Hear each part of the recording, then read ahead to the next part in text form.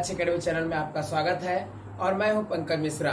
जैसा कि साथियों आप लोग जानते हैं इम्पोर्टेंट सेशन अपना यूपी पुलिस जेल वार्डन के लिए चल रहा है। तो दोस्तों बिना देरी के हुए हम चलते हैं सिलेबस की ओर। दोस्तों कल हम आपको रोजाना के जैसे होमवर्क में या क्वेश्चन दिए थे। होमवर्क में आंसर आप लोगों ने बहुत ही बेस्ट दिया है, बहुत ही ज्यादा, लेकिन साथियों उतना फैंटास्टिक आंसर आप लोगों का नहीं आया। किसी किसी का क्वेश्चन एकदम करेक्ट आया है। तो साथियों ये कल का प्रश्न था, ताशकंद कहाँ है। ये कल का प्रश्न था। यूपी के प्रसिद्ध व्यक्तित्व में पार्ट 2 में हमने पूछा कि ताशकंद कहाँ है, ताशकंद कहाँ है। तो साथियों मैं आपको बताऊं ताशकंद कहाँ है, इसका आंसर क्या होगा। साथियों एग्जाम में यह क्वेश्चन आ सकता है, पूछा जा सकता है। तो दोस्तों ताशकंद है क्या। तो साथियों वह अपने भारत में नहीं है, उज्बेकिस्तान जो कि एक देश है, उज्बेकिस्तान की राजधानी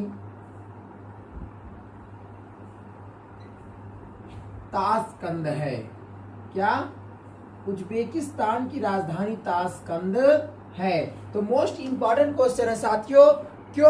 क्योंकि ताशकंद उतना इंपॉर्टेंट नहीं था, लेकिन साथियों भारत के प्रधानमंत्री लाल बहादुर शास्त्री जी का निधन ताशकंद में ही हुआ था। उनकी मृत्यु ताशकंद में ही हुई थी, इसलिए यह इंपॉर्टेंट बन जाता है क्योंकि साथियों वो भारत के प्रधानमंत्री थे। ओके दोस्तों, तो उम्मीद करते हैं यह चीजें आपको समझ में आ गई होंगी और एग्जाम टाइम के लिए मोस्ट इंपॉर्टेंट चीजें हैं, आपसे पूछा जा सकता है क्योंकि ऐसे ही एग्जाम में आजकल प्रश्न आ रहे हैं, ताकि आप उसमें एलिगेशन ही नहीं लगा सकते कि ये कहां से क्या पूछ रहा है। तो दोस्तों आप टेंशन मत लीजिए, अब की बार यूपी पार कर देंगे आप लोग। साथियों आज हम पढ़ाएंगे आपको पीएच मान। पीएच मान के बारे में हम आज जानेंगे। ये पीएच मान होता क्या है। स्पेशल फॉर साथियों आरआरबी ग्रुप डी एनटीपीसी के लिए स्पेशल है क्योंकि यहाँ से दो क्वेश्चन तो पक्के हैं आपके। 2 नंबर तो 100% कोई काट ही नहीं सकता है साथियों। और किसी भी एग्जाम में यदि आप जा रहे हो तो यहाँ से क्वेश्चन बनते ही बनते हैं। ये साइंस का चैप्टर है पीएच मान, साइंस। ओके, साइंस का चैप्टर है। तो दोस्तों पीएच मान के बारे में हम सर्वप्रथम जानेंगे, ठीक है ना। तो इसका पूरा नाम क्या होता है साथियों। इसका पूरा नाम होता है power of hydrogen. Power of hydrogen इसका पूरा नाम होता है। तो दोस्तों पीएच मान है क्या, पहले हम इसको बारीकी से समझेंगे। मान लीजिए आपने पीएच मान बहुत रट कर लिया है, लेकिन आपसे कोई पूछ ले कि पीएच मान है क्या, किस उपयोग में लाया जाता है, इसके खोजकर्ता कौन है, तो कैसे आप बताओगे। तो दोस्तों मैं बताता हूं आपको कि कैसे आपको जवाब देना है। साथियों पीएच मान वह एक पैमाना है कि जैसे किसी घोल को रखा जाए, किसी भी घोल को रखा जाए तो उसका वो पता लगाता है कि यह अम्लीय है या क्षारीय है या उदासीन है। तो साथियों इसमें अंक दिए जाते हैं, एक स्केल बनाई गई, इसके खोजकर्ता पीएच मान, ये है पीएच स्केल। एक स्केल बनाई गई, इसके स्केल के आविष्कारक कौन है साथियों। इसके स्केल की खोज, पीएच स्केल की खोज किसने की, सोरेनसन नामक वैज्ञानिक ने की। यह क्वेश्चन कई बार एग्जामों में आया है, सोरेनसन ने किया था, जिसमें कहीं कहीं सोरेनसन भी लिखा रहता है, लेकिन साथियों नाम तो मैच करेगा, इतना आप समझ सकते हो। तो इसमें क्या हुआ साथियों, यहाँ पर 1 हुआ 7, यहाँ पर 7 हो गया, यहाँ 0 से शुरुआत होती है और 14 पर इसका अंतिम समापन होता है। तो दोस्तों बीच में ऐसे बने रहते हैं 7 अंक तक, 1 2 3 4 5 6 और ये 7, 8 9 10 11 12 13 और ये 14। तो दोस्तों इस प्रकार से स्केल बना होता है। इस स्केल से यह पता लगाया जा सकता है कि किसी भी घोल को, यदि कोई घोल है आपके चाहे जिसमें हो, उसको आप जब इसके स्केल पर देखेंगे, उसे समझेंगे, तो वह अपना बताएगा अनुमान कि मैं किस दशा में हूं। तो दोस्तों यहाँ पर 7 के इधर 7 के पहले ये अम्ल होते हैं। क्या होते हैं? अम्ल होते हैं। और ये इधर 7 के बाद ये क्या होते हैं? क्षार होते हैं। क्या साथियों, उम्मीद करते हैं आपको समझ में आ रहा होगा। दोस्तों यदि आ रहा है तो एक बार वीडियो को अपने आप में शेयर कर दीजिए और इस वीडियो को लाइक कर दीजिए साथियों।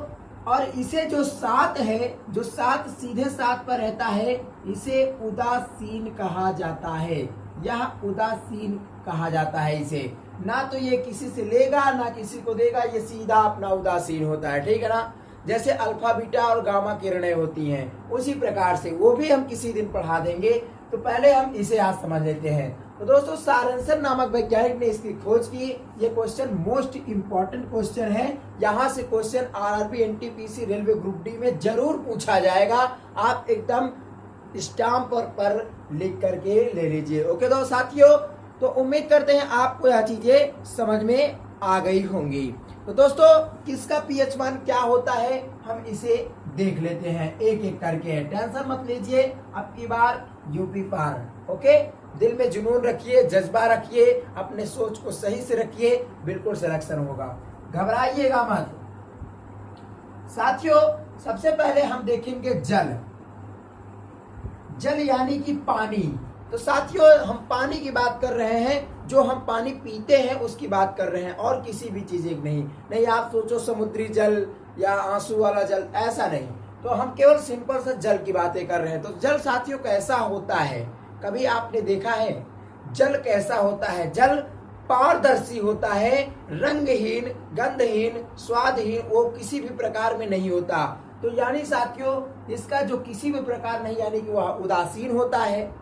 उदासीन होता है तो उदासीन तो यहाँ पर है ना साथियों। तो उदासीन का मतलब ये हुआ कि इसका मान कितना होगा? जल का पीएच मान 7 होता है। पीएच मान 7, ठीक है, जल का 7 पीएच मान होता है। ओके दोस्तों, अब देख लेते हैं नमक।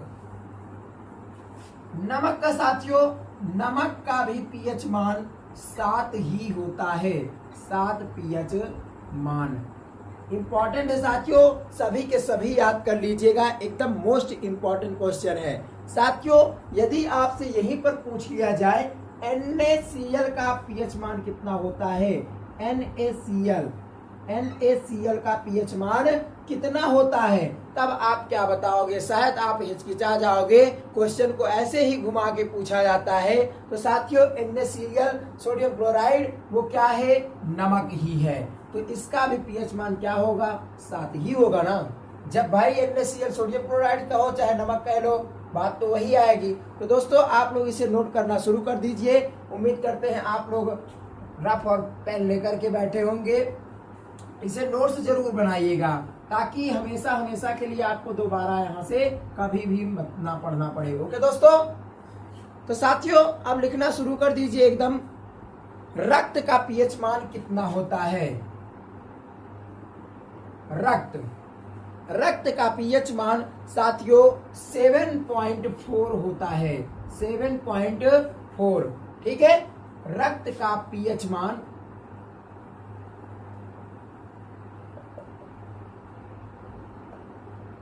7.4 होता है। क्या होता है? 7.4 होता है। आंसू का पीएच मान, आंसू पीएच मान 7.4। एकदम इंपॉर्टेंट क्वेश्चन साथियों, सभी इंपॉर्टेंट चल रहे हैं। ओके, आंसू के बाद साथियों आ जाता है नींबू का पीएच मान 2.4। ठीक है साथियों, नींबू का पीएच मान 2.4। बैटरी अम्ल का पीएच मान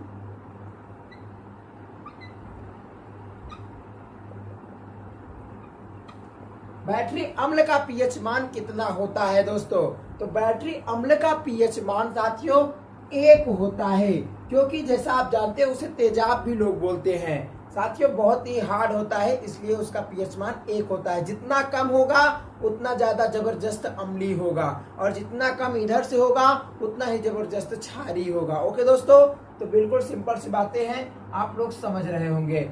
बैटरी अम्ल के बाद क्या है, दूध का पीएच बॉन्ड इंपॉर्टेंट है साथियों। दूध का पीएच बॉन्ड 6.4। दूध का पीएच मान क्या होता है साथियों, दूध अम्लीय होता है। दूध का पीएच मान 6.4 क्यों अम्लीय होता है, आपसे ऐसा भी पूछा जा सकता है कि निम्नलिखित में से अम्लीय है, तो अम्लीय में आपको दूध भी ऑप्शन दिया रहेगा, तो जी 100% होगा। कैसे पता करेंगे, इसका मान 7 से कम आएगा वो अम्लीय है, और जिसका 7 से ज्यादा होगा 14 के बीच में आएगा वो क्षारीय है, और जिसका केवल 7 है वो क्या है, उदासीन है। ठीक है दोस्तों, तो दूध का पीएच मान 6.4, इसे भी आप लोग नोट कर लीजिएगा। इंपॉर्टेंट है साथियों, रेलवे ग्रुप डी एनटीपीसी में क्वेश्चन यहाँ से जरूर उठते हैं। आप चाहे जितना भी कोशिश कर लो, मेन चैप्टर पे आप ध्यान नहीं देते हो और बाद में कहते हो सिलेक्शन नहीं हुआ। अब साथियों आ जाता है टमाटर। टमाटर का पीएच मान कितना होता है साथियों, टमाटर का पीएच मान, टमाटर पीएच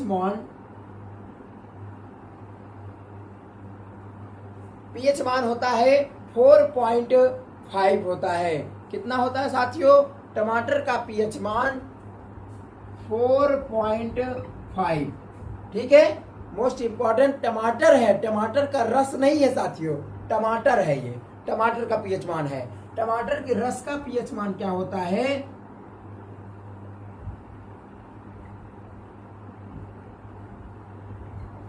4.1 होता है टमाटर के रस का पीएच मान। ओके दोस्तों, अब उसके बाद में आ जाता है अचार का पीएच मान। अचार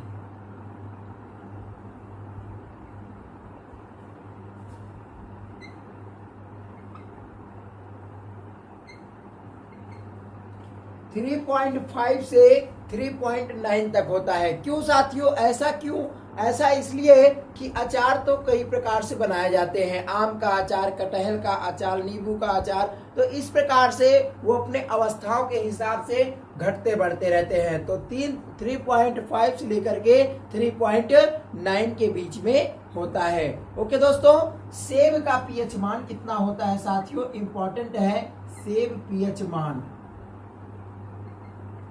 साथियों सेब का पीएच मान होता है 3। ओके, बिल्कुल एकदम सिंपल सी चीजें हैं, 2-2 4-4 करके याद करिएगा। सिरका का पीएच मान कितना होता है दोस्तों, सिरका अम्लीय होता है जैसा आप जानते हैं, इसका भी 3 होता है। सिरका के बाद में आ जाता है साथियों नेक्स्ट, सिरका के बाद में शराब। शराब का पीएच मान दोस्तों 2.8 होता है। कितना होता है, शराब का पीएच मान 2.8। एग्जाम टाइम के लिए मोस्ट चीजें हैं साथियों, सभी एक एक क्वेश्चन को बारीकी से छोड़िएगा मत, मिस मत करिएगा दोस्तों, नहीं तो आप धोखा खा जाओगे, शायद एग्जाम में फिर गड़बड़ियां आ जाएं। इसलिए हम बोल रहे हैं कि आप टेंशन मत लो, एक बार जरूर देख करके जाइए, परीक्षा देने से पहले एक बार जरूर क्लास को देख करके जाइए, 100% आपको सफलता जरूर मिलेगी। ओके दोस्तों, उसके बाद में आ जाता है समुद्री जल।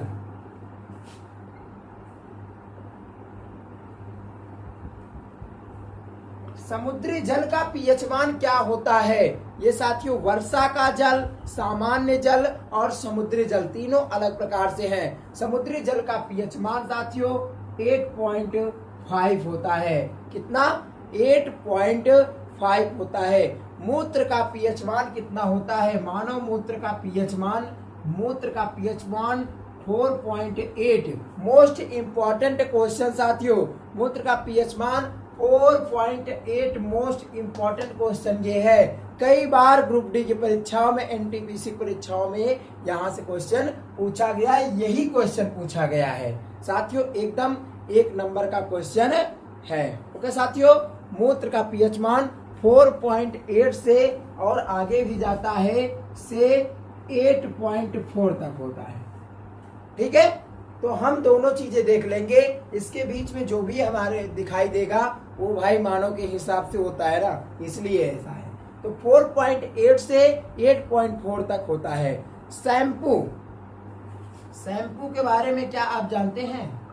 शैम्पू का पीएच मान कितना होता है साथियों? आपके एग्जाम में पूछा जा सकता है, इसलिए हम एक भी नहीं छोड़ेंगे। तो शैम्पू का पीएच मान साथियों 7 से लेकर के 10 के बीच में होता है साथियों। यह 7 से लेकर के 10 के बीच में होता है। अब साथियों वो तो शैम्पू के प्रकार पर होगा। डव शैम्पू है, हेड एंड शोल्डर, चिक है या सनसिल्क, क्लिनिक प्लस क्या है वो तो उसके ऊपर फिर डिपेंड करता है। ओके, लेकिन होगा इसी के बीच में। लार का पीएच मान, लार का पीएच मान साथियों 6.5 से लेकर के 7.5 तक होता है। इसी के बीच में लार साथियों अम्ल में भी आ जाता है और क्षार में भी चला जाता है। तो साथियों ये दोनों प्रकार के लार होते हैं, वो बस अपने अपने ऊपर डिपेंड करता है। साथियों ये भी इम्पोर्टेंट क्वेश्चन है, इसे डबल स्टार लगा करके देखिए, तभी आपको डबल स्टार मिलेगा। आपके यूपीएसआई की भी परीक्षा में यह क्वेश्चन पूछा गया है। ओके दोस्तों, तो टेंशन मत लीजिए, जरूर से जरूर आपके सिलेक्शन अब की बार जरूर होगा। ठीक है दोस्तों, अब आ जाता है अम्लीय वर्षा। अम्लीय वर्षा साथियों जैसा कि आप लोग जानते हैं, अम्लीय वर्षा बरसात जब होती है ना उसे अम्लीय। ताजमहल क्यों बदरंग हो रहा है?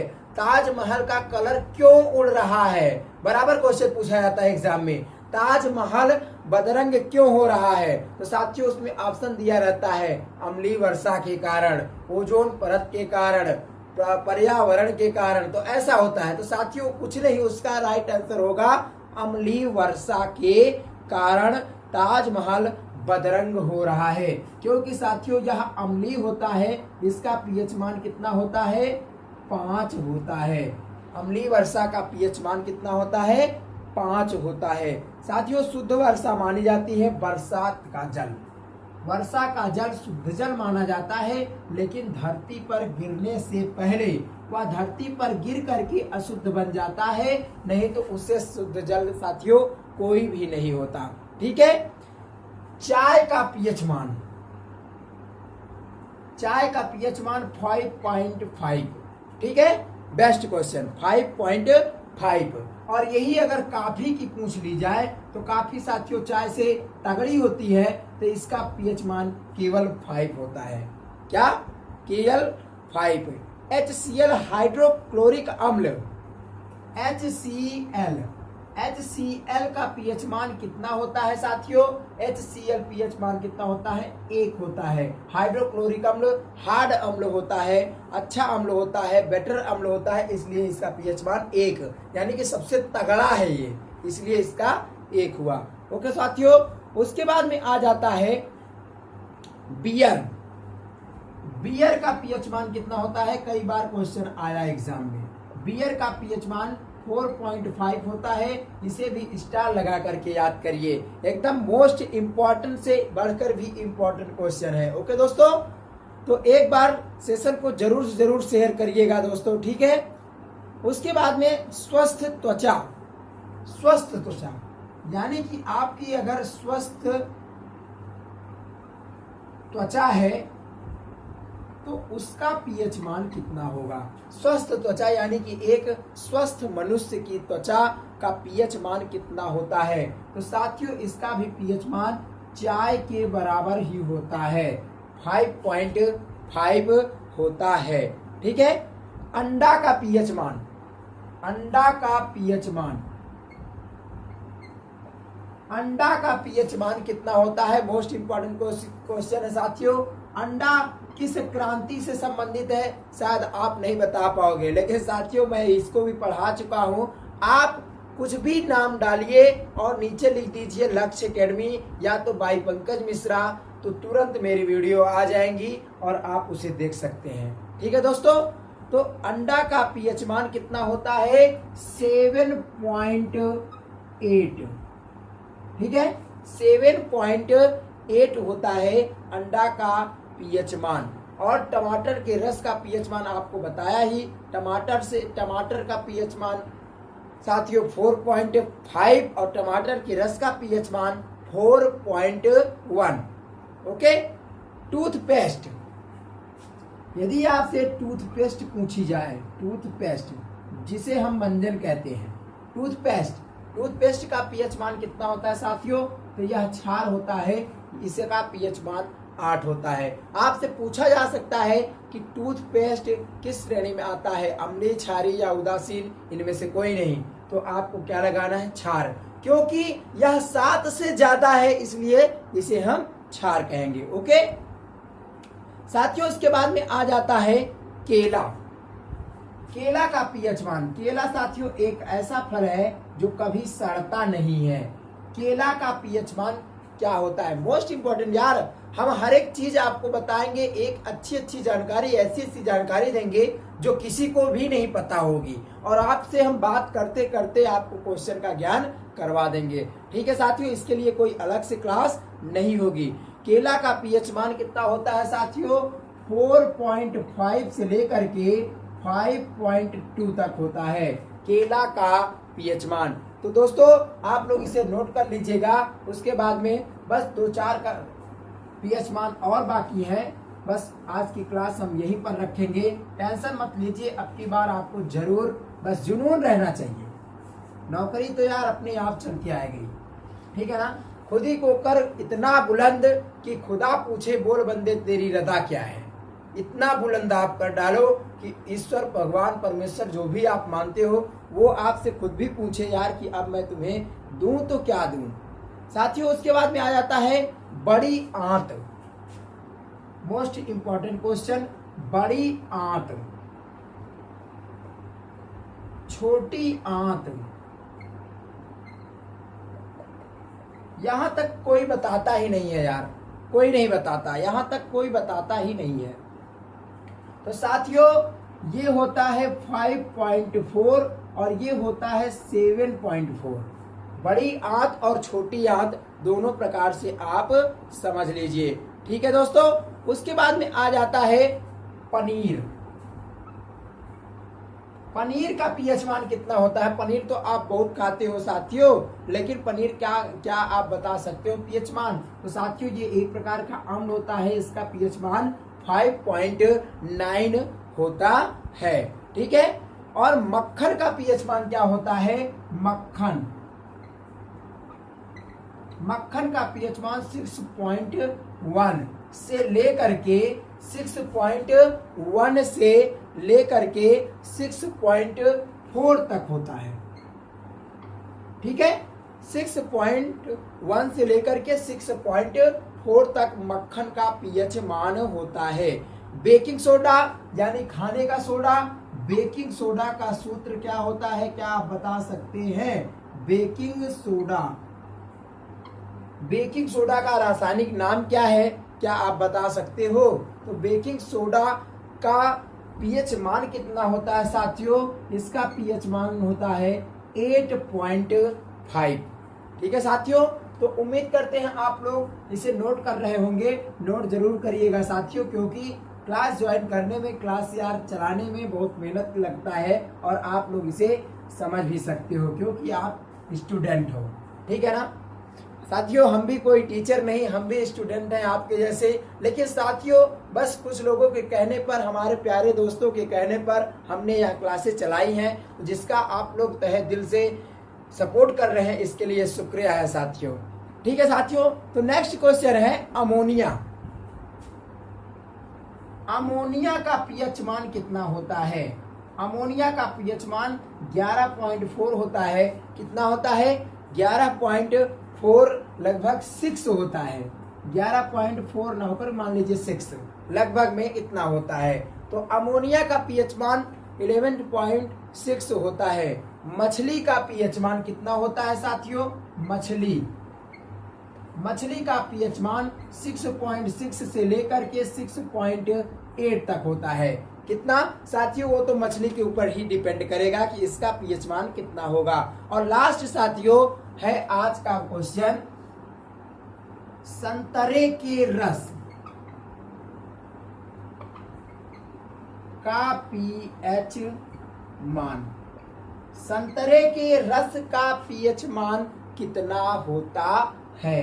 तो साथियों इसका पीएच मान है 3.7। तो साथियों बस आज की क्लास यहीं तक रहेगी। उम्मीद करते हैं आपको क्लास अच्छी लगी होगी। साथियों क्लास ज्वाइन करके आपको कैसा लगा ये कमेंट बॉक्स में जरूर बताइएगा। तो साथियों इसी के साथ साथ हम आपको एक होमवर्क में क्वेश्चन देते हैं, ऐसे नहीं जाने देंगे साथियों।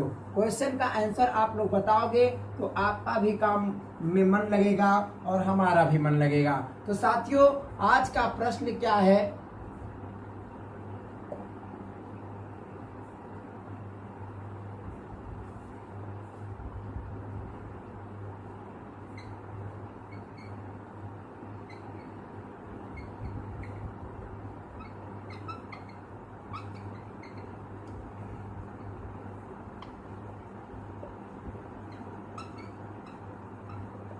साथियों जैसा कि आप देख पा रहे होंगे रजत क्रांति का संबंध किससे है?